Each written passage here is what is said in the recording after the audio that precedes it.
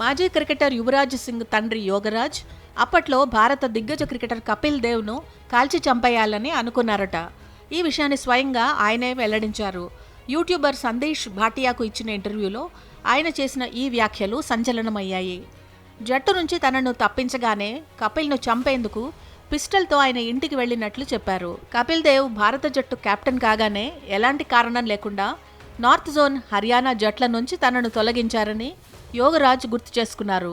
కపిల్తో గొడవ పడమని తన భార్య చెప్పిందని, కానీ తాను మాత్రం అతడికి గుణపాఠం నేర్పించాలనుకున్నానని అన్నారు. పిస్టల్ తీసుకుని సెక్టార్ 9లోనే కపిల్ ఇంటికి వెళ్ళగా అప్పుడు కపిల్ తన తల్లితో కలిసి బయటకు రావడంతో తాను వెనక్కి తగ్గాల్సి వచ్చిందని అన్నారు.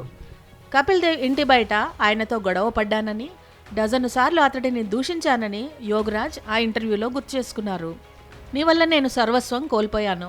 తుపాకీతో నీ తల ఛిద్రం చేయాలనుంది, కానీ నేను ఆ పని చేయలేను, ఎందుకంటే నీ తల్లి నీ పక్కనుంది అని చెప్పి బయటకు వచ్చేశానని అన్నారు.